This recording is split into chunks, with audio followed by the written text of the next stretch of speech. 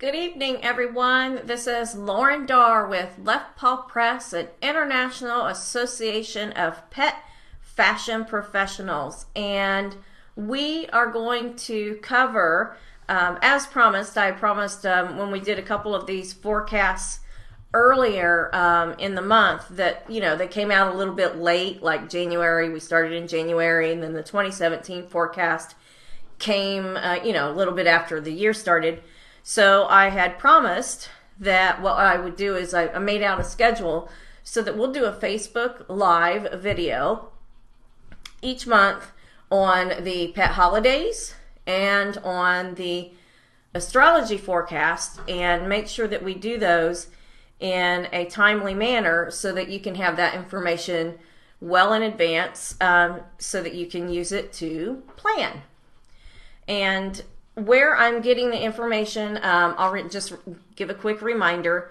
The Pet Business Planning Almanac is where I'm getting the information, and this particular part that I'm doing this evening is Ellen Zucker, who is my co-author in the Pet Business Planning Almanac, writes the astrology section of the Pet Business Planning Almanac itself. So basically, I am not an astrologer. That is not one of my talents. So what I'm going to do is basically just read her forecast for folks every month. And so we will go on and read the February 2017 Pet Business Astrology Forecast. All right, let's dive into this. An overabundance of hotheads and know-it-alls seem to be running rampant. Their false confidence and bravado mask self-doubt and inadequacy. Rest assured that the louder the voice and more reckless the words, the emptier they are. Chalk it up to a slow-moving letter T formation in effect through March that includes Jupiter, Uranus, and Pluto.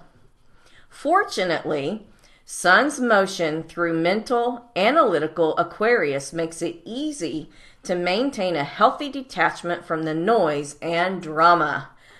I know I like to be detached from the noise and the drama. That's going to be one of my themes for the year, I think. Mercury, planet of communication, aids the sun when it enters Aquarius on the 7th. There is some adult supervision courtesy of Saturn and Uranus playing nice together. This keeps the blowhard element from getting completely out of control. Saturn and Uranus playing nicely together also allow for the integration of the old with the new. So, just keep these things in mind, and what could it mean for you and your business, and some of these themes. Maybe you'll see those pop up in your business, and now that you're aware of them ahead of time, I kind of have a plan in place to deal with these kinds of things. Transiting moon forms a triangle with Saturn and Uranus at the time of its lunar eclipse on February 10th, proving once again it takes a woman to keep things running smoothly. You've been committing too much time and energy to an association or group of people whom you've long outgrown. With this lunar eclipse, the universe is signaling to you that it's time to move on and make room for something new.